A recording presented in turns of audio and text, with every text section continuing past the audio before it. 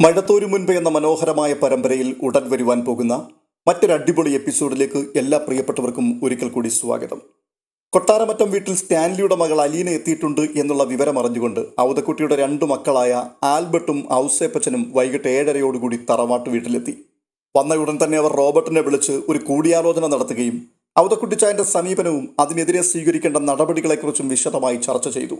അതിനുശേഷം അവർ ഔതക്കുട്ടിച്ചായനെ വിളിച്ചു വരുത്തി വിചാരണ ആരംഭിക്കുകയും ചെയ്തു. അവരുടെ പ്രധാനപ്പെട്ട ചോദ്യം ലാലിച്ചായൻ ഇത് എന്തിനുള്ള പുറപ്പാടിലാണ്? അലീന എന്തിനാണ് തറവാട്ടു വീട്ടിലേക്ക് കൂട്ടിക്കൊണ്ടുവന്നത്? കുളത്തുപുഴയും അഞ്ചലും മുഴുവൻ നാറ്റിച്ചത് പോരാഞ്ഞിട്ടാണോ ഇങ്ങോട്ട് കെട്ടി എഴുന്നള്ളിച്ചത്? അല്ല, അപ്പച്ചൻ എന്തുകൊണ്ടാണ് ലാലിച്ചായന് വേണ്ടത്ര ഒത്താശകൾ ചെയ്ത് കൂടെ നടക്കുന്നത്? മക്കളുടെ ആവലാതികളെല്ലാം കേട്ടതിന് ശേഷം ഔതക്കുട്ടിച്ചായൻ പറയുകയാണ്, ലാലിച്ചൻ നാളെയോ മറ്റന്നാളോ ഇങ്ങ് വരുവടാ. ചോദിക്കാനുള്ളവരൊക്കെ ഹാജരായിട്ട് വേണ്ടതുപോലെ ചോദിച്ചു മറുപടി അങ്ങ് വാങ്ങിച്ചോണം, അല്ലാണ്ട് എന്നോടൊന്നും ചോദിക്കാൻ നിൽക്കണ്ട. അല്പം കഴിഞ്ഞപ്പോഴേക്കും ആൻസിയും മറിയക്കുട്ടിയും കൂടി ഊണുമേശയിൽ പ്ലേറ്റുകൾ നിരത്തി. ഊണ് വിളമ്പി. മനഃപൂർവ്വം അലീന ആ ഭാഗത്തേക്ക് പോയതേയില്ല. കുട്ടികളടക്കം എല്ലാവരും ഇരുന്ന് കഴിഞ്ഞപ്പോൾ ഔതക്കുട്ടിച്ചായൻ അലീനയെ വിളിച്ചു. അവൾ വാതിൽ കടന്നു ചെന്നതും ഔസേപ്പച്ചൻ്റെയും ആൽബർട്ടിൻ്റെയും നോട്ടം അലീനയുടെ മേൽ വീണു. ചിന്നമ്മയുമായിട്ടുള്ള തൻ്റെ രൂപസാദൃശ്യം എല്ലാവരെയും തെല്ലൊന്ന് അമ്പരപ്പിച്ചുവെന്ന് അലീനയ്ക്ക് മനസ്സിലായി. അലീന മാറിൽ കൈകെട്ടിക്കൊണ്ട് അത്താഴമേശയിൽ ഉണ്ടായിരുന്ന എല്ലാവരെയും സൂക്ഷിച്ചൊന്ന് നോക്കി. എന്നിട്ട് ചോദിക്കുകയാണ്, എനിക്ക് നിങ്ങളുടെ എല്ലാവരുടെയും കൂടെ ഊണുമേശയിൽ ഇരുന്ന് ഭക്ഷണം കഴിക്കാനുള്ള യോഗ്യതയുണ്ടോ? ഉണ്ടെന്ന് പറഞ്ഞാലേ ഞാൻ ഇരിക്കൂ. അലീനയുടെ ആ ശാന്തമായ ശബ്ദത്തിന് ശേഷം ഊണുമുറിയിൽ ഒരു നിശബ്ദത തളം കെട്ടി നിന്നു. ഔതക്കുട്ടിച്ചായൻ തൻ്റെ ആൺമക്കളെ നോക്കി. ആരും മിണ്ടുന്നില്ലല്ലോ. അവൾ ചോദിച്ചത് കേട്ടില്ലേടാ? നിങ്ങൾക്കാർക്കും ഒന്നും പറയാനില്ലേ? അപ്പോൾ ഔസേപ്പച്ചൻ വെട്ടി തുറന്നടിക്കുകയാണ്. ഈ ഊണുമേശയിൽ ഞങ്ങൾക്കൊപ്പം ഇരുന്ന് ഊണ് കഴിക്കുവാനുള്ള യോഗ്യത നിനക്കില്ലെന്ന് മാത്രമല്ല, ഈ വീട്ടിൽ കാല് കുത്തുവാൻ പോലുമുള്ള അർഹതയില്ല. അത്രയുമായപ്പോഴേക്കും ആൽബർട്ടിന് ധൈര്യമായി. നിന്നെ ഞങ്ങൾ എന്തായാലും കൊട്ടാരമറ്റം തറവാട്ടിലെ അംഗമായി അംഗീകരിച്ചിട്ടില്ല, ഇനി അംഗീകരിക്കാനും ഉദ്ദേശമില്ല. ലാലിച്ചായന് പറ്റിയ കൈത്തെറ്റിന്റെ നാണക്കേട് അത് ഞങ്ങൾ എന്തിനാ ചുമക്കുന്നത്? അപ്പോൾ ഔതക്കുട്ടിച്ചായൻ ചോദിക്കുകയാണ്, ഈ ലോകത്ത് ആർക്കൊക്കെ എന്തെല്ലാം യോഗ്യതകളുണ്ട് എന്ന് നിങ്ങൾ 3 പേരും ചേർന്നങ്ങ് തീരുമാനിച്ചാൽ മതിയോടാവേ? നിങ്ങളാണോ ഇവിടുത്തെ ന്യായാധിപന്മാര്? ഞങ്ങളോട് ചോദിച്ചതിന്റെ മറുപടി ഞങ്ങൾ പറഞ്ഞു എന്ന് മാത്രമേ ഉള്ളൂ. അല്ല, എനിക്കൊന്ന് അറിയണമല്ലോ, അവൾ ഇവിടെ വന്നിരുന്നുകൊണ്ട് കഴിച്ചാൽ നിങ്ങൾ എന്നാ ചെയ്യും? എഴുന്നേൽപ്പിച്ചു വിടുവോ? അലീന, നീ ഇവിടെ വന്നിരിക്കേ. അത് കേട്ടുകൊണ്ട് അലീന ഊണുമുറിയിലേക്ക് വന്നു. ഊണുമേശയിൽ നിന്നും ഒരു പ്ലേറ്റ് എടുത്ത് അതിലേക്ക് ഭക്ഷണം വിളമ്പി. അത് കണ്ടുകൊണ്ട് ഔസേപ്പച്ചൻ ക്രോധനായി ഇരിപ്പിടത്തിൽ നിന്ന് ചാടി അങ്ങ് എഴുന്നേറ്റു. പെട്ടെന്ന് അലീന പറയുകയാണ്, ആരും എഴുന്നേറ്റ് പോകണ്ട, ഞാനിവിടെ ഇരിക്കുന്നില്ല. ആരോടും ഗുസ്തി പിടിച്ചിട്ട് ഒരു സ്ഥാനവും എനിക്ക് വേണ്ട. അവൾ ഭക്ഷണം വിളമ്പിയെടുത്തുകൊണ്ട് അടുക്കളയിലേക്ക് നടന്നു. വാതുക്കൽ ചെന്ന് തിരിഞ്ഞു നിന്നു. എന്നിട്ട് പറയുകയാണ്, 23 വർഷം ഞാൻ ഭക്ഷണം കഴിച്ചത് ഒരു അനാഥാലയത്തിൻ്റെ വരാന്തയിലിരുന്നാണ്. പാത്രം ഇത്രയും നല്ലതായിരുന്നില്ല, ഭക്ഷണവും ഇത്രത്തോളം വിലപിടിച്ചതായിരുന്നില്ല. പക്ഷേ ആ രുചിയൊന്നും പിന്നീട് ഞാൻ കഴിച്ച ഒരു ഭക്ഷണത്തിനും എവിടെയും ഉണ്ടായിട്ടില്ല, ഇനി ഉണ്ടാകാനും പോകുന്നില്ല. അത് ഏതു മണിമാളികയിലിരുന്ന് കഴിച്ചാലും. എല്ലാവരും അവളെ തന്നെ ഉറ്റുനോക്കുകയാണ്. അപ്പോൾ വീണ്ടും അലീന, ഇവിടെ ആരൊക്കെയോ പറയുന്നത് കേട്ടു, ഈ വീട്ടിൽ കയറ്റുക പോലും ചെയ്യരുതായിരുന്നു, ഭക്ഷണമൊന്നും കൊടുക്കരുതായിരുന്നു എന്നൊക്കെ. ഈ വീട്ടിൽ ഒരു സ്ഥാനവും നേടിയെടുക്കുവാൻ വന്നതല്ല ഞാൻ, ഒരവകാശവും വേണ്ട. ആരുമില്ലാത്തവളാണെന്ന് വിചാരിച്ച കഴിഞ്ഞ 23 വർഷം ഞാൻ ജീവിച്ചത്. സ്വന്തക്കാരായിട്ട് ഒരുപാട് പേരുണ്ടെന്നറിഞ്ഞപ്പോൾ എല്ലാവരെയും കാണാനൊരാഗ്രഹമുണ്ടായി, അതുകൊണ്ട് മാത്രം വന്നതാ. നാളെയോ മറ്റന്നാളോ ഞാൻ തിരിച്ചു പോയിക്കൊള്ളാം. അലീന വീണ്ടും തിരിഞ്ഞ് കിച്ചണിലേക്ക് കയറി. 2 നിമിഷം അനങ്ങാതങ്ങനെ നിന്നു. പറയേണ്ടത് മുഴുവൻ പറഞ്ഞില്ല എന്നവൾക്ക് തോന്നി. അവൾ ഇടത് കൈകൊണ്ട് ഡോർ കട്ടൻ വകഞ്ഞു പിടിച്ചിട്ട് ഊണുമുറിയിൽ കൂടിയിരിക്കുന്നവരെ ഒന്നുകൂടെ നോക്കി. ഞാൻ ഒരു കാര്യം കൂടെ ചോദിച്ചോട്ടെ? ഒരു അനാഥാലയത്തിൽ ജീവിച്ചു എന്നുള്ളതാണോ ഞാൻ ചെയ്ത തെറ്റ്? ഞാൻ എങ്ങനെയാണ് അനാഥാലയത്തിലെത്തിയത്? എൻ്റെ കുറ്റം കൊണ്ടാണോ? ഔസേപ്പച്ചനും ആൽബർട്ടും അടക്കം എല്ലാവരും അമ്പരന്നിരിക്കുകയാണ്. വീണ്ടും അലീന പറയുകയാണ്, കുഞ്ഞുങ്ങൾ അനാഥാലയത്തിൽ എത്തിച്ചേരുന്നത് തീർച്ചയായിട്ടും അവരുടെ തെറ്റുകൊണ്ടല്ല. വേറെ ആരോ ചെയ്ത പാപത്തിൻ്റെ ശിക്ഷ അനുഭവിക്കുന്ന നിരപരാധികളാണ് അനാഥ കുഞ്ഞുങ്ങൾ. നിങ്ങളിൽ ആരൊക്കെയോ ചെയ്ത തെറ്റിൻ്റെ ശിക്ഷയാണ് കഴിഞ്ഞ 23 വർഷവും ഞാൻ അനുഭവിച്ചത്. ഇനി അനുഭവിക്കാനിരിക്കുന്നതും അതുതന്നെയാണ്. നിങ്ങളുടെ കുഞ്ഞുങ്ങളെപ്പോലെ ഈ തറവാട്ടുമുറ്റത്ത് ഓടിക്കളിച്ചു വളരേണ്ടവളായിരുന്നില്ലേ ഞാനും? നിങ്ങളുടെ മക്കളെപ്പോലെ സ്നേഹിച്ച് സംരക്ഷിക്കേണ്ടതായിരുന്നില്ലേ എന്നെയും? അവിടെ ഇരിക്കുന്ന ഒരാൾക്കും നിഷേധിക്കാനാവാത്ത വിധം വ്യക്തവും യുക്തവുമായിരുന്നു അലീനയുടെ ചോദ്യങ്ങൾ. അവളുടെ നേർക്ക് നോക്കിക്കൊണ്ടിരുന്ന കണ്ണുകൾ അധൈര്യത്തോടെ പിൻവലിഞ്ഞു.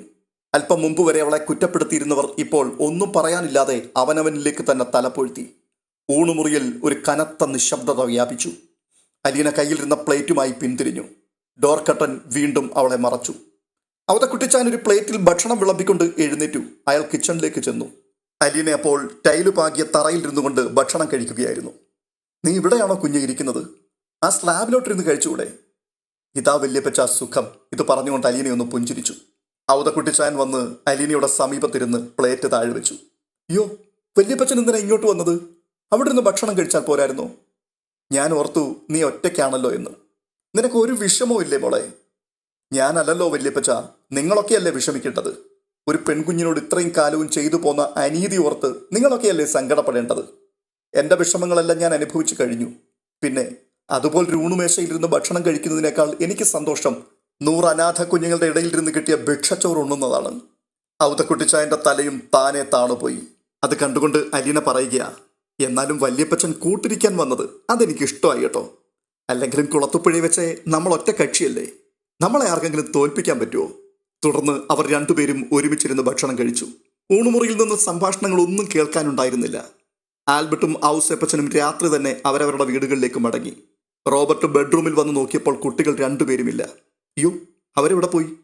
അയാൾ ആൻസിയെ വിളിച്ചു ചോദിച്ചു, എടീ പിള്ളേരെന്തിയേ? ആൻറ്റി കഥ പറയുമെന്നും പറഞ്ഞ് ദിയാമോൾ പോകുന്നത് കണ്ടു. അതിനു പുറകെ മോനും അങ്ങ് പോയി. അവർക്ക് നാളെ സ്കൂളിൽ പോണ്ടേ, കഥ കേട്ടോണ്ട് കിടന്നാൽ മതിയോ? റോബർട്ട് കുട്ടികളെ തിരക്കി അലീനയുടെ റൂമിന്റെ വാതിൽക്കലെത്തി. കട്ടിലിന്റെ ക്രാസിയിൽ തലയണ വെച്ച് ചാരിക്കിടക്കുകയാണ് അലീന. ജോൺ പോൾ അവളുടെ മീതെ കാലിന്മേൽ കാല് കയറ്റി വെച്ച് മലർന്നു കിടക്കുന്നു. അലീനയുടെ വലത് കൈ അവൻ പിടിച്ച് കഴുത്തിന് കീഴെ അമർത്തി വെച്ചിട്ടുണ്ട്. അലീനയുടെ ഇടത് കൈമടക്കിൽ തല വെച്ച് പറ്റിച്ചേർന്ന് കിടക്കുകയാണ് ദിയാമോൾ. റോബർട്ടിനെ കണ്ടതും അലീനയുടെ കഥ പറച്ചിൽ നിലച്ചു. പെട്ടെന്ന് റോബർട്ട് ശബ്ദമുയർത്തി ചോദിക്കുക, കഥയും കേട്ടോണ്ട് കിടന്നാൽ മതിയോ? ഉറങ്ങണ്ടടാ ചെറുക്ക. ഉടനെ പപ്പയുടെ ഒച്ചയെ വെല്ലുന്ന ശബ്ദത്തിൽ ജോൺ പോൾ തിരികെ ചോദിക്കുക, പപ്പ എന്തിനാ ഇപ്പൊ ഇങ്ങോട്ട് വന്നേ? എടാ, നിങ്ങൾ ഇങ്ങോട്ട് എഴുന്നേറ്റ് വന്നേ. അവിടെ ഇങ്ങനെ കിടന്നാൽ മതിയോ? രാവിലെ സ്കൂളിൽ പോകേണ്ടതല്ലേ? അപ്പോൾ ദിയാമോൾ, ഇല്ല പപ്പ പോയിക്കോ, ഞങ്ങൾ ഉറങ്ങിക്കോളാം. മോളെ, നാളെ സ്കൂളിൽ പോകണമെന്ന്. പപ്പ ഇപ്പൊ തീരും കഥ, ഞങ്ങൾ ഇവിടെ കിടന്നോളാം. പെട്ടെന്ന് റോബർട്ട് ശബ്ദം താഴ്ത്തി, മോനെ നീ ഒന്ന് എഴുന്നേറ്റേ. ഇതും പറഞ്ഞുകൊണ്ട് റോബർട്ട് ജോൺ പോളിനെ എടുക്കുവാൻ കുനിഞ്ഞു. അവൻ പെട്ടെന്ന് അലീനയുടെ മീതെ കമിഴ്ന്നു കിടന്ന് 2 കൈയും അവളുടെ പുറത്തുകൂടിയിട്ട് കെട്ടിപ്പിടിച്ച് വയറിനു മീതെ തല വെച്ച് ആമയെപ്പോലെ അങ്ങനെ പതുങ്ങിക്കിടന്നു. അപ്പോൾ അലീന റോബർട്ടിനോട് പറയുകയാണ്, ഇനി ഒരു 5 മിനിറ്റ് കൂടിയേ ഉള്ളൂ. അത് കേട്ടുകൊണ്ട് റോബർട്ട് തിരികെ പോയി. അവർ കഥ കേൾക്കുകയടി, ഇപ്പൊ തന്നെ വിട്ടേക്കാമെന്ന് അവൾ പറഞ്ഞു. റോബർട്ട് ആൻസിയോട് പറയുകയാണ്. പക്ഷെ 10 മിനിറ്റ് കഴിഞ്ഞിട്ടും കുട്ടികളെ കാണാഞ്ഞ് ആൻസി എഴുന്നേറ്റ് പോയി നോക്കി. അവിടെ കഥ പറച്ചിൽ നിലച്ചിരുന്നു. മോൻ അലീനയുടെ ഉദരത്തിലേക്ക് മുഖം വെച്ച് കമിഴ്ന്നു കിടന്നുറങ്ങുന്നു. അലീനയുടെ വലത് കൈത്തലം അവൻ്റെ പുറത്ത് താളം പിടിക്കുന്നുണ്ട്. അലീനയുടെ തോളത്തേക്ക് തല കയറ്റി വെച്ച് അവളോട് ചേർന്ന് കിടന്ന് ദിയാമോളും ഉറങ്ങിക്കഴിഞ്ഞു. അവളെ ഇടത് കൈകൊണ്ട് അടുക്കി പിടിച്ചിട്ടുണ്ട് അലീന. ആൻസി അതും നോക്കി ഏതാനും നിമിഷം അവിടെ നിന്നു. അലീന ആൻസിയുടെ മുഖത്തേക്ക് തന്നെ നോക്കി. തുടർന്ന് പറയുകയാണ്, അവർ രണ്ടുപേരും നല്ല ഉറക്കമായി. ആൻസി വീണ്ടും ഒരു നിമിഷം സംശയിച്ചു നിന്നിട്ട് പറയുകയാണ്, ലൈറ്റ് അണച്ചേക്കാം. തുടർന്ന് അവർ സ്വിച്ച് ബോർഡിലേക്ക് കൈ നീട്ടി ലൈറ്റ് ഓഫ് ചെയ്തു. അവൾ ഒരു നിഴൽ പോലെ വാതിലിനപ്പുറത്തേക്ക് ഇറങ്ങുന്നത് അലീന കണ്ടു. ആൻസി തന്നെ വാതിൽ ചാരി. അലീനയുടെ കണ്ണിൽ മയക്കം കയറി കഴിഞ്ഞപ്പോഴേക്കും മൊബൈൽ ഫോൺ ശബ്ദിച്ചു. അലീന തലയണക്കടിയിൽ നിന്നും സെറ്റ് എടുത്ത് കാതോട് ചേർത്തു. ഹലോ, നീ ഉറക്കം പിടിച്ചോ? ഒരു പരുക്കൻ സ്വരം. അയ്യോ, പപ്പയാണോ? ഞാനൊന്ന് മയങ്ങിപ്പോയിരുന്നു. ആ, എന്നാൽ വെച്ചേക്കാം. അല്ല, പപ്പ ഇപ്പം എവിടെയാ? ഞാൻ ട്രിവാൻഡ്രത്തുണ്ട്. എങ്ങനെയുണ്ട് നിനക്കവിടെ? സുഖാണോപ്പാ? ആൽബിയും ഔസേപ്പച്ചനും അവിടെ വന്നിട്ടുണ്ടായിരുന്നോ? ആ, വന്നിരുന്നു. പപ്പ എങ്ങനെ അറിഞ്ഞു? എനിക്കറിയാം. എന്നിട്ട് അവരെന്തു പറഞ്ഞു നിന്നോട്? ഒന്നും പറഞ്ഞില്ല. സ്റ്റാൻലി അല്പനേരം മൗനമായി നിന്നു. ആ സമയത്ത് അലീന വീണ്ടും വിളിക്കുകയാണ്, പപ്പ. പപ്പ എന്താ മിണ്ടാത്തേ? നാളെ തിരിച്ചു പോകാം അല്ലേ? വേണ്ട പപ്പ, 2 ദിവസം ഞാനിവിടെ നിൽക്കട്ടെ. എൻ്റെയും കൂടി തറവാട്ടു വീടല്ലേ പപ്പ ഇത്. നിനക്ക് വിഷമമൊന്നുമില്ലല്ലോ? ഇല്ല. ശരി, ഗുഡ് നൈറ്റ്. ഗുഡ് നൈറ്റ് പപ്പ. തുടർന്ന് ആ ഫോണും കയ്യിൽ പിടിച്ച് അലീന അങ്ങനെ ഇരുട്ടത്ത് കിടന്നു. പിറ്റേ ദിവസം രാവിലെ ദിയാമോളെയും മോനെയും വിളിച്ചുണർത്തിയതും പല്ല് തേപ്പിച്ചതും കോഫി തയ്യാറാക്കി കൊടുത്തതും ഒക്കെ അലീനയായിരുന്നു. അവൾ അവിടെ വരെ പഠിക്കാനിരുത്തി. സ്കൂളിൽ പോകേണ്ട സമയമായപ്പോഴേക്കും കുളിപ്പിച്ചു, യൂണിഫോം ഇടിപ്പിച്ചു, കാലിൽ സോക്സും ഷൂസും ധരിപ്പിച്ചു. അവർക്ക് ബ്രേക്ക്ഫാസ്റ്റ് നൽകി, ടിഫിൻ കെട്ടിപ്പൊതിഞ്ഞു. എല്ലാ ദിവസവും രാവിലെ വീട് കുട്ടികളുടെ കലാപഭൂമിയായിരുന്നു. അടിയും വഴക്കും കരച്ചിലും ഉഗ്രശാസനകളും കൊണ്ടും മുഖരിതമായിരുന്നു ആ ഗൃഹാന്തരീക്ഷം. എന്നാൽ ഇന്ന് രണ്ടുപേരും വളരെ ശാന്തരായിരിക്കുന്നു. അവൾ പറയുന്നതെല്ലാം അവർ അനുസരിക്കുന്നു. ഇടയ്ക്ക് ആൻസി അതിശയത്തോടെ മറിയക്കുട്ടിയോട് പറയുകയാണ്, അടിമേടിക്കാതെ ഒറ്റ ദിവസം പോലും സ്കൂളിലേക്ക് പോയിട്ടില്ല രണ്ടുപേരും. പക്ഷേ ഇതൊരു അത്ഭുതമായിട്ട് തന്നെയാണ് എനിക്ക് തോന്നുന്നത്. ഉടൻ തന്നെ സ്കൂൾ ബസ് വന്നു. ആൻസി അവരെ സ്കൂൾ ബസ്സിൽ കയറ്റി വിടുവാൻ വേണ്ടി ഇറങ്ങിയപ്പോൾ കുട്ടികൾ തടഞ്ഞു. മമ്മി വേണ്ട, മമ്മി വരണ്ട, ആൻറ്റി കൊണ്ടുവിട്ടാൽ മതി. ഒടുവിൽ അലീന തന്നെ അവരെ റബ്ബർ തോട്ടത്തിൽ നിന്നും പുറത്തേക്കുള്ള റോഡ് വരെ കൊണ്ടുപോയി സ്കൂൾ ബസ്സിൽ കയറ്റി വിട്ടു. ബ്രേക്ക്ഫാസ്റ്റ് കഴിക്കുവാനിരുന്നപ്പോൾ മറിയക്കുട്ടി അലീനയോട് പറയുകയാണ്, ഇപ്പോൾ ആൽബിയും ഔസേപ്പച്ചനും ഒന്നും ഇല്ലല്ലോ, നീ അടുക്കളയിൽ പോയി കഴിക്കണമെന്നും നിർബന്ധമില്ല, ഡൈനിങ് റൂമിലിരിക്കാം.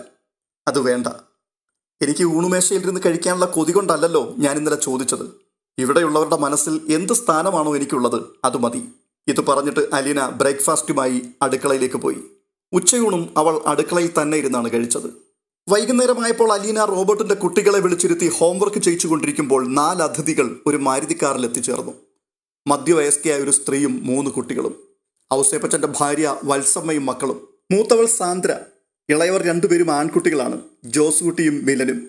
അലീനയെ കാണാൻ എത്തിയതാണെങ്കിലും അവർ അടുത്തു വരാതെ ഒഴിഞ്ഞു മാറി നടന്നു.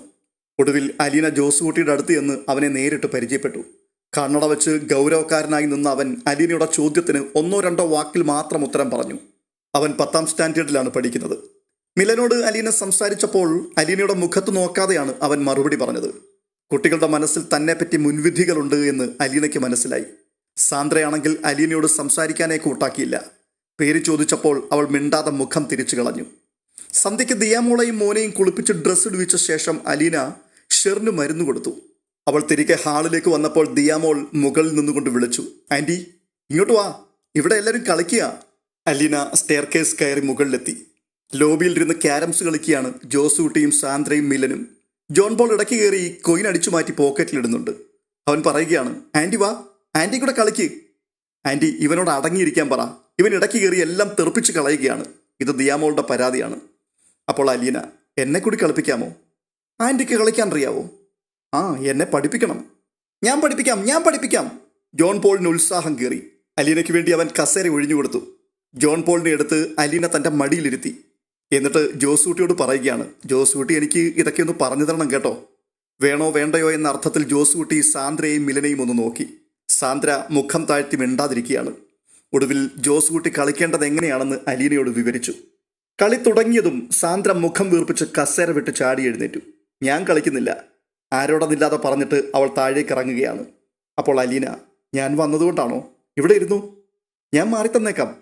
അലീന ഉടനെ എഴുന്നേൽക്കുവാൻ ഭാവിച്ചു. അപ്പോഴേക്കും സാന്ദ്ര തിരിഞ്ഞു നടന്നു കഴിഞ്ഞു. തൊട്ടടുത്ത നിമിഷം കോണിപ്പടി ചുവട്ടിൽ നിന്നും ഒരമർത്തിയ കരച്ചിൽ കേട്ടു. അലീനയടക്കം എല്ലാവരും എഴുന്നേറ്റ് ചെന്ന് അവിടേക്ക് നോക്കി. സാന്ദ്ര സ്റ്റെയർകേസിന്റെ കൈവരിയിൽ പിടിച്ച് ഒറ്റക്കാലിൽ നിന്നുകൊണ്ട് മറ്റേ കാൽ കുടയുന്നത് കണ്ടു. ഉടനെ മിലൻ ചോദിക്കുകയാണ്, എന്തുപറ്റി ചേച്ചി? ഒന്നും പറ്റിയില്ല. അവൾ മുകളിലേക്ക് നോക്കി ദേഷ്യത്തോടെ വിളിച്ചു പറഞ്ഞിട്ട് അവശേഷിച്ച 2 പടികൾ കൂടി മുടന്തി നടന്ന് താഴേക്കിറങ്ങി. അത് കണ്ടിട്ട് മിലൻ പറയുകയാണ്, കാലെവിടെയോ തട്ടിയെന്ന് തോന്നുന്നു. വീണ്ടും അവർ ക്യാരംസ് കളിക്കാൻ വന്നിരുന്നു. ഉടനെ ഒരു ചെറിയ പുഞ്ചിരിയോടുകൂടി ജോസൂട്ടി പറയുകയാണ്, അവൾ ദേഷ്യപ്പെട്ട് ചാടിപ്പോയതാ, അതാ അങ്ങനെ പറ്റിയത്. കളിക്കിടയിൽ ഓരോരോ കാര്യങ്ങൾ സംസാരിച്ചും കളിത്തമാശകൾ പറഞ്ഞും അലീന ജോസൂട്ടിയുമായും മിലനുമായും ഒരടുപ്പം സ്ഥാപിച്ചു. കുറെ കഴിഞ്ഞ് കളി മതിയാക്കി അവർ താഴെ എത്തിയപ്പോൾ സാന്ദ്ര ഹാളിലിരുന്ന് TV കാണുന്നുണ്ട്. ഇടതുകാല് ടീപ്പോയിലേക്ക് എടുത്തു വെച്ച് തടവിക്കൊണ്ടാണ് ഇരിപ്പ്. അലീന അടുക്കളയിലേക്ക് പോയി. രാത്രി ഭക്ഷണത്തിന് ഡൈനിങ് റൂമിൽ എല്ലാവരും ഒത്തുകൂടിയപ്പോൾ അലീന തനിക്കുള്ള ആഹാരവും എടുത്തുകൊണ്ട് അടുക്കളയിലേക്ക് പിൻവലിഞ്ഞു. ഔതക്കുട്ടിച്ചായനും അലീനയ്ക്കൊപ്പം കൂടി. പെട്ടെന്ന് ദിയാമോളും ജോൺ പോളും കൂടി വല്യപ്പച്ചൻ്റെയും ആൻറ്റിയുടെയും കൂടെ ഇരുന്ന് ഭക്ഷണം കഴിക്കണമെന്ന് വാശി പിടിച്ചു. ആൻസി കുട്ടികളെ ശാസിച്ചപ്പോൾ റോബർട്ട് പറയുകയാണ്, എടി അവർക്ക് അതാണ് ഇഷ്ടമെങ്കിൽ അവർ പോയി കഴിച്ചോട്ടെ, നീ വഴക്കുണ്ടാക്കാതെ. അത്രയും കേട്ടപ്പോഴേക്കും 2 ആളും കൂടി ഞങ്ങളും ആൻറ്റിയുടെ കൂടെയാണ് ഇത് പറഞ്ഞ് പ്ലേറ്റ് ഉയർത്തി പിടിച്ചുകൊണ്ട് ദിയാമോൾ ആദ്യം അടുക്കളയിലേക്ക് ഓടി. അതിൻ്റെ പിന്നാലെ ആവേശത്തോടെ ജോൺ പോളും എത്തി. അവനാണ് കൂടുതൽ സന്തോഷം. അലീന അവനെ മടിയിലിരുത്തി ഇടയ്ക്കിടയ്ക്ക് വാരിക്കൊടുത്തു. ഇതിനിടയിൽ കൊച്ചു കൊച്ചു നുറുങ്ങ് കഥകളും പറഞ്ഞു. അടുക്കളയിൽ ഭക്ഷണം കഴിക്കുവാൻ 4 പേരടങ്ങുന്ന ഒരു സംഘമായി. ഊണ് കഴിഞ്ഞ് കൈ കഴുകുമ്പോഴാണ് ഔതക്കുട്ടിച്ചായൻ ശ്രദ്ധിച്ചത് സാന്ദ്രയ്ക്ക് നടക്കുമ്പോൾ ചെറിയൊരു മുടന്ത്. അയാൾ ഉടൻ തന്നെ കാര്യം എന്താണെന്ന് തിരക്കി. അപ്പോൾ സാന്ദ്ര, കോണിപ്പടി ഇറങ്ങുമ്പോൾ കാലൊന്ന് തെന്നിയതാണ്. കാലുളുക്കിയതാണോ കുഞ്ഞേ? സാരമില്ല വല്യപ്പച്ച. അവൾ പിന്നെയും TVക്ക് മുമ്പിൽ ചെന്നിരുന്നു. മിലൻ ഒരു പാക്കറ്റ് പ്ലേയിങ് കാർഡ്സുമായി വന്ന് അവളെ വിളിച്ചു. കഴുത കളിക്കാൻ കൂടുന്നോ? എവിടെ? അലീന ചേച്ചിയുടെ റൂമിൽ. ഏയ് ഞാനില്ല, നിങ്ങൾ പോയി കളിച്ചു. ഈ സമയത്ത് അലീന ഷെറിനെ കൂടി നിർബന്ധിച്ച് അലീനയുടെ മുറിയിലേക്ക് കൊണ്ടുവന്നു. എന്നിട്ട് പറയുകയാണ്, എനിക്ക് വേണ്ടി റാണി ആൻറ്റിയാണ് കളിക്കുന്നത്. റാണി ആൻറ്റി എന്നിട്ട് എനിക്കൂടെ പറഞ്ഞു തരണം കേട്ടോ. ഷെറിന് അധികം സംസാരിച്ചില്ലെങ്കിലും അലീനയോട് ചേർന്നിരുന്ന് കളിക്കേണ്ട വിധം അവൾക്ക് പറഞ്ഞു കൊടുത്തു. 10:30 മണി വരെ കളിതമാശകൾ നീണ്ടു. ഉറങ്ങിപ്പോയ ദിയാമോളെയും ജോൺ പോളിനെയും റോബർട്ട് വന്ന് എടുത്തുകൊണ്ടുപോയി. ജോസുകുട്ടിയും മിലനും ഉറങ്ങുവാൻ പോയി. അലീന ഷെറിനെ മുറിയിൽ കൊണ്ടുപോയി കിടത്തി. തിരികെ തൻ്റെ റൂമിലേക്ക് വരുമ്പോൾ വത്സമ്മയും കുട്ടികളും കിടക്കുന്ന മുറിയിൽ നിന്നും അമർത്തിയ സ്വരത്തിലുള്ള ശകാരം കേട്ടു. അലീന വാതുക്കൽ നിന്ന് നോക്കി. വത്സമ്മ കട്ടിലിനരികിലിരുന്ന് മോളുടെ കാൽ തടവുകയാണ്. നിലത്ത് നോക്കി നടക്കണമായിരുന്നു. നിന്റെ കണ്ണ് എവിടെ ആയിരുന്നടി? ഇനിയിപ്പോൾ എന്നാ ചെയ്യാനാ? നേരം വെളുക്കട്ടെ, ഹോസ്പിറ്റലിൽ വല്ലതും പോവാം. അലീന അത് കേട്ടുകൊണ്ട് അകത്തേക്ക് കയറി ചെന്നു. അവൾ സാന്ദ്രയുടെ കാൽ നോക്കി. യു, നീര് വെച്ചിട്ടുണ്ടല്ലോ ആൻറ്റി. ഓ സാരമില്ല, ഒരു ഓയിൻമെൻറ്റ് പുരട്ടിയിട്ടുണ്ട്. വത്സമ്മ അത് വലിയ താല്പര്യമില്ലാത്ത മട്ടിലാണ് പറഞ്ഞത്. കുട്ടിയുടെ കാൽവണ്ണ കണ്ടപ്പോൾ അലീനയ്ക്ക് മനസ്സിലായി ഇന്ന് രാത്രിയിൽ അവൾ ഈ മുറിയിലുള്ളവരെ ഉറക്കില്ലെന്ന്. കൈത്തണ്ട കൊണ്ട് കണ്ണു മറച്ചാണ് കിടക്കുന്നതെങ്കിലും ചെവിയുടെ ഭാഗത്തേക്ക് കണ്ണുനീര് ഒലിക്കുന്നത് ട്യൂബ് ലൈറ്റിന്റെ വെട്ടത്തിൽ കാണാം. അലീന പിന്തിരിഞ്ഞു. അപ്പോൾ വത്സമ്മ ഒരു ട്യൂബിൽ നിന്ന് കുറച്ച് ഓയിൻമെന്റ് കൂടി ഞെക്കി പിഴിഞ്ഞെടുത്ത് കാലിൽ പുരട്ടി.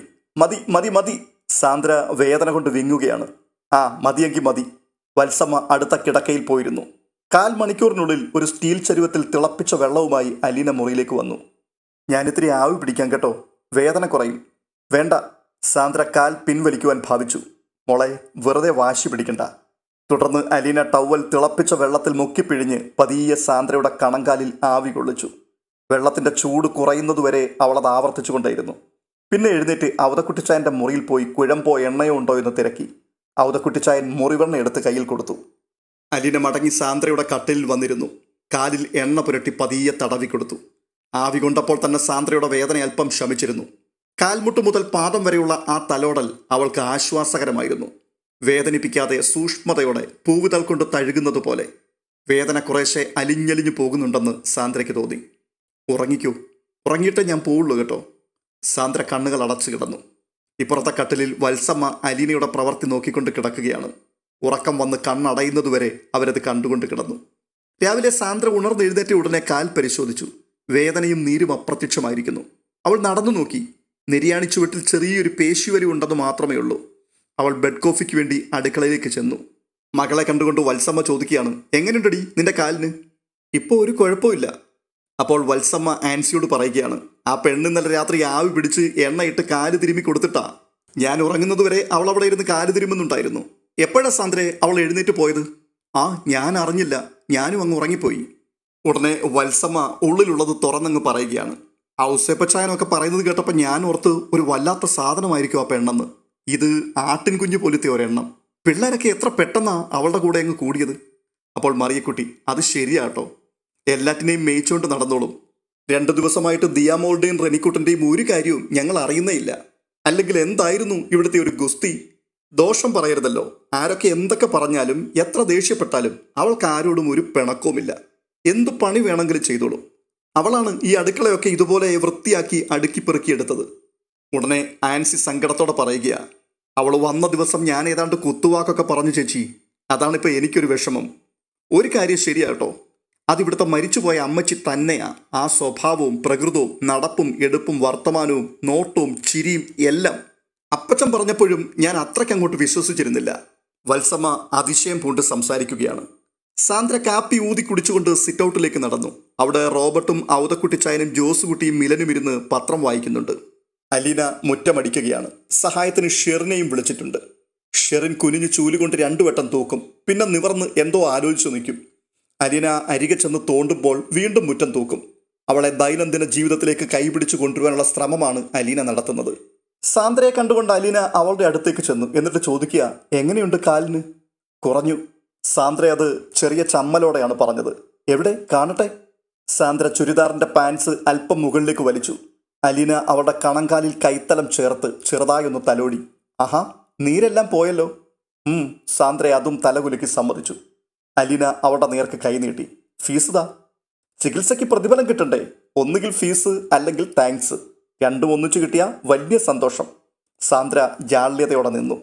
രാവിലെ 8 മണിക്ക് ആൽബർട്ടും ഭാര്യ ഷിജിയും കുട്ടികളും ഒരു ജീപ്പിൽ വന്നു. ശനിയാഴ്ചയായതിനാൽ കുട്ടികൾക്ക് ക്ലാസ് ഇല്ല. ജോസുകുട്ടിയും മിലനും ചേർന്ന് ആൽബർട്ടിന്റെ മക്കളായ റോണിയെയും ഷോബിയെയും അലീനയ്ക്ക് പരിചയപ്പെടുത്തി. റോണി +1 പഠിക്കുന്നത്. ഷോബി ആകട്ടെ 9ാം സ്റ്റാൻഡേർഡിലും. അലീന ഒരു ടൈം ടേബിൾ തയ്യാറാക്കി. ബ്രേക്ക്ഫാസ്റ്റ് കഴിഞ്ഞാൽ കുറച്ച് ശുചീകരണ പ്രവർത്തനങ്ങളുണ്ട്. 1ാമത്തെ ഇനം വീട് വൃത്തിയാക്കലാണ്. ഭിത്തികളും ഫ്ലോറും എല്ലാം മുഷിഞ്ഞിരിക്കുന്നു. അത് തേച്ച് കഴുകണം. സ്വിച്ച് ബോർഡുകളിലെയും സ്വിച്ചുകളിലെയും അഴുക്ക് വൃത്തിയാക്കണം. ജനലുകൾ, വാതിലുകൾ, കോണിപ്പടികൾ എന്നിവയെല്ലാം കഴുകി വെടിപ്പാക്കണം. ഡോർ കർട്ടനുകൾ, ജനാല കർട്ടനുകൾ എന്നിവയെല്ലാം അഴിച്ച് അലക്കിയെടുക്കണം. വീടിന്റെ പരിസരത്തെ കളയെല്ലാം പറിച്ച് വൃത്തിയാക്കി പൂച്ചട്ടികളും മറ്റും യഥാസ്ഥലങ്ങളിൽ ക്രമീകരിക്കണം. 12 മണിക്ക് ഔസേപ്പച്ചൻ വന്നപ്പോൾ വീടിനുള്ളിലെ ശുചീകരണ പ്രവർത്തനം ഏകദേശം പൂർത്തിയായി കഴിഞ്ഞിരുന്നു. ഔസേപ്പച്ചനോട് ഉടൻ തന്നെ മിലൻ ചിരിച്ചുകൊണ്ട് പറയുകയാണ്, പപ്പ ഇവിടെ സേവനമാരമായിരുന്നു. എല്ലാവരും ഉച്ചയൂണിനിരുന്നപ്പോൾ അലീന ഒരു പ്ലേറ്റും എടുത്ത് അടുക്കളയുടെ മൂലയിലേക്ക് മാറി. രാവിലെ ബ്രേക്ക്ഫാസ്റ്റിന് അവൾ അങ്ങനെ മാറിയിരുന്നത് കുട്ടികൾക്കിടയിൽ ചർച്ചാ വിഷയമായിരുന്നു. ഇത്തവണ അലീനയോട് ഐക്യദാർഢ്യം പ്രകടിപ്പിച്ചുകൊണ്ട് കുട്ടികളെല്ലാവരും തങ്ങളുടെ ഭക്ഷണപാത്രവുമായി എഴുന്നേറ്റ് അടുക്കളയിൽ ചെന്ന് അലീനയ്ക്കൊപ്പം ഇരുന്നു. ഉടനെ ആരോടൊന്നില്ലാതെ ഔസേപ്പച്ചൻ പറയുകയാണ്, അവരവിടെ പോയിരുന്നു നന്നായി, എല്ലാവർക്കും കൂടി ഇരിക്കാൻ ഇവിടെ എവിടെയാ സ്ഥലം. അടുക്കളയിൽ നിന്ന് കുട്ടികളുടെ പൊട്ടിച്ചിരിയും ബഹളങ്ങളും കേൾക്കാമായിരുന്നു. അതെന്താണെന്നറിയുവാൻ വേണ്ടി പ്ലേറ്റും എടുത്ത് അടുക്കളയിലേക്ക് പോയ ആൻസിയും മറിയക്കുട്ടിയും പിന്നെ തിരികെ വന്നില്ല. ഉടനെ റോബർട്ട് ജ്യേഷ്ഠന്മാരെ കുറ്റപ്പെടുത്തിക്കൊണ്ട് പറയുക, വല്ല കാര്യം ഉണ്ടായിരുന്നു ആൽബിച്ചാനും ഔസേപ്പച്ചാനും?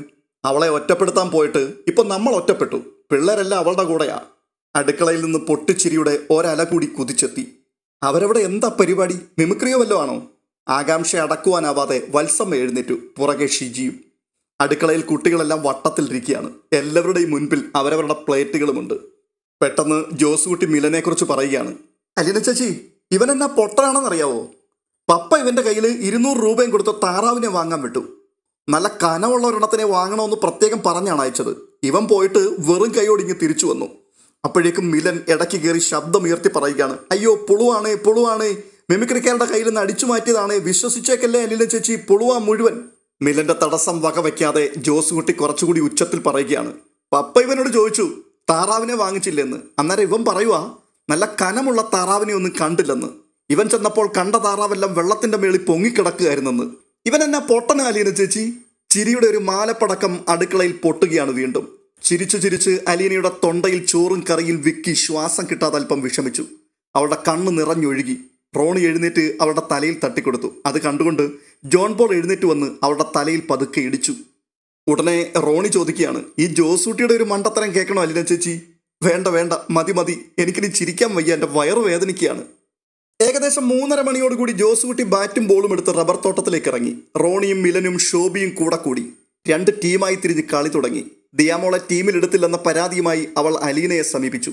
അലീന ഉടനെ സാന്ദ്രയെയും ദിയാമോളെയും ഷെറിനെയും കൂട്ടി ക്രിക്കറ്റ് കളിക്കുന്നിടത്തേക്ക് ചെന്നു. എന്നിട്ട് പറയുക, ഞങ്ങളെയും കൂടെ ചേർക്കണം. ആദ്യമൊക്കെ പറ്റില്ല എന്ന് പറഞ്ഞെങ്കിലും അലീന ആവർത്തിച്ച് പറഞ്ഞതുകൊണ്ട് ആൺകുട്ടികൾ ടീമിൽ ഒരു അഴിച്ചുപണി നടത്തി അവരെയും കൂടി ചേർത്തു. കളി കഴിഞ്ഞ ശേഷം വൈകുന്നേരം എല്ലാവരും കൂടി പുരയിടത്തിന്റെ അതിരിലൂടെ ഒഴുകുന്ന തോട്ടിൽ പോയി മീൻപിടുത്തം നടത്തി. അലീനയുടെ കയ്യിലായിരുന്നു ചൂണ്ട. വെള്ളത്തിൽ ഒരു മീനിന്റെ നിഴൽ കാണുമ്പോഴേക്കും എല്ലാവരും കൂടി ഒച്ചയിടും, അലീന ചേച്ചി ദാ ദാ ദാ അവിടെ, ദേ ഇവിടെ. മീനുകളെല്ലാം ബഹളം കേട്ട് ഓടി ഒളിച്ചു. അവശേഷിക്കുന്ന മീനുകളെ ജോൺ പോൾ കൂടെ വെള്ളത്തിലേക്ക് കല്ല് പെറുക്കി എറിഞ്ഞ് ഓടിച്ചു കളഞ്ഞു. അലീനയുടെ ചൂണ്ടയിൽ ഒരൊറ്റ മീൻ പോലും കൊത്തിയില്ല, കൊത്താൻ സമ്മതിച്ചില്ല. സന്ധ്യയ്ക്ക് മുമ്പേ അലീന തന്നെ എല്ലാവരെയും ആട്ടിത്തെളിച്ച് വീട്ടിലെത്തി. രാത്രിയായി. അലീന കുളി കഴിഞ്ഞ് ഡ്രസ്സ് മാറി ബാത്റൂമിൽ നിന്ന് ഇറങ്ങി വരുമ്പോൾ റൂമിന് മുൻപിലെ തളത്തിൽ സാന്ദ്ര കാത്തു നിൽക്കുന്നത് കണ്ടു. നീ എന്താ ഇവിടെ നിൽക്കുന്നേ? ബാക്കിയുള്ളവരൊക്കെ ഇവിടെ TV കാണുക. നിനക്കെന്തു പറ്റി? ഞാൻ അലീന ചേച്ചിയോടൊരു സോറി പറയാൻ നിന്നതാണ്. സാന്ദ്രയുടെ സ്വരം താണു. ആഹാ, ആണോ? എന്നാ പിന്നെ വേഗം പറ, വേഗം വേഗം. എനിക്കാണെങ്കിലേ ഈ സോറി പറയുന്നത് കേൾക്കാൻ ഭയങ്കര ഇഷ്ടാ. അലീന ചേച്ചി എന്നെ കളിയാക്കുക? ഇല്ലടി, നീ വേഗം പറഞ്ഞു. ഇത് പറഞ്ഞുകൊണ്ട് അലീന വീണ്ടും പൊട്ടിച്ചിരിച്ചു. ഇല്ല, ഞാൻ പറയില്ല. സാന്ദ്ര പരിഭവിച്ചു നിന്നു. അലീന അരികെ ചെന്ന് അവളുടെ തോളത്ത് പിടിച്ചു. എന്നാലേ നിനക്ക് വേണ്ടി ആ സോറി കൂടി ഞാൻ തന്നെ അങ്ങ് പറയാം, എന്താ? അലീന ചേച്ചിയുടെ അടുത്ത് ഞാൻ ഇന്നലെ വലിയ ഗമ കാണിച്ചു, മിണ്ടാതെ നടന്നു, അതിന് സോറി. പേര് ചോദിച്ചപ്പോൾ പറഞ്ഞില്ല, അതിനും സോറി. ഏത് ക്ലാസ്സിലാണ് പഠിക്കുന്നതെന്ന് ചോദിച്ചപ്പോൾ മിണ്ടാതെ വെട്ടിത്തിരിഞ്ഞ് നടന്നുപോയി, അതിനും സോറി. അപ്പോൾ അലീന, മതിയായോ? ഇനി എന്തെങ്കിലും ഉണ്ടോ? സാന്ദ്രയുടെ കണ്ണുകളിൽ നീർപ്പോളയുടെ തിളക്കം കാണുവാൻ കഴിഞ്ഞു. അലീനയുടെ ശിരസ്സും കവിളത്തും തലോടി. സാരമില്ല കേട്ടോ. അപ്പോൾ സാന്ദ്ര ചോദിക്കുക, അലീന ചേച്ചിക്ക് എൻ്റെ അടുത്ത് പിണക്കമുണ്ടോ? ഇല്ലടി, നീ എൻ്റെ അനുജത്തിയല്ലേ, അറിയാതെയല്ലേ എന്നോട് ദേഷ്യം കാണിച്ചത്. ഇപ്പോൾ അതിൻ്റെ ഇരട്ടി ഇഷ്ടം നീ എനിക്ക് തന്നില്ലേ, അത്രയും മതി. എൻ്റെ മോള് സോറി ഒന്നും പറയണ്ട കേട്ടോ. അലീന അവളെ ആശ്വസിപ്പിച്ചു. സാന്ദ്ര മുഖം അടുപ്പിച്ച് അവളുടെ കവിളത്തൊരു ഉമ്മ കൊടുത്തിട്ട് പിന്തിരിഞ്ഞ് ഒരൊറ്റ ഓട്ടം. അലീന നിറഞ്ഞ മനസ്സോടെ നിറകണ്ണുകളോടെ ആ കാഴ്ച നോക്കി നിന്നു. മഴത്തോരും മുൻപേ എന്ന മനോഹരമായ പരമ്പരയിലെ പുതിയ എപ്പിസോഡ് നിങ്ങൾക്ക് ഇഷ്ടപ്പെട്ടിട്ടുണ്ടെങ്കിൽ ദയവ് ചെയ്ത് ഈ വീഡിയോ ഒന്ന് ലൈക്ക് ചെയ്യുവാനും ഒപ്പം പ്രത്യക്ഷപ്പെടുന്ന ഹൈപ്പ് ബട്ടൺ പ്രസ് ചെയ്ത് ഒന്ന് ഹൈപ്പ് ചെയ്യുവാനും മറക്കരുത് എന്ന് ഓർമ്മപ്പെടുത്തുന്നു. പ്രതിദിനം പുറത്തു വരുന്ന ഓരോ വീഡിയോകളും ധാരാളം ആൾക്കാർ കാണുന്നുണ്ടെങ്കിലും സബ്സ്ക്രൈബ് ചെയ്യുന്നവർ വളരെ കുറച്ചു പേർ മാത്രമാണ്. അതുകൊണ്ട് നിങ്ങൾ ഇതുവരെയും ഈ ചാനൽ സബ്സ്ക്രൈബ് ചെയ്തിട്ടില്ലെങ്കിൽ ദയവ് ചെയ്ത് ഒന്ന് സബ്സ്ക്രൈബ് ചെയ്ത് കൂടെ കൂടണം എന്ന് ഓർപ്പിക്കുന്നു. അപ്പോൾ തന്നെ നിങ്ങളുടെ വിലയേറിയ അഭിപ്രായങ്ങൾ അത് കമൻറ്റ് ബോക്സിൽ രേഖപ്പെടുത്തുവാൻ മടിക്കരുത് എന്നും ഓർമ്മപ്പെടുത്തുന്നു. മറ്റൊരു എപ്പിസോഡിൻ്റെ വിവരണവുമായി വീണ്ടും എത്താം. അതുവരേക്കും ബൈ.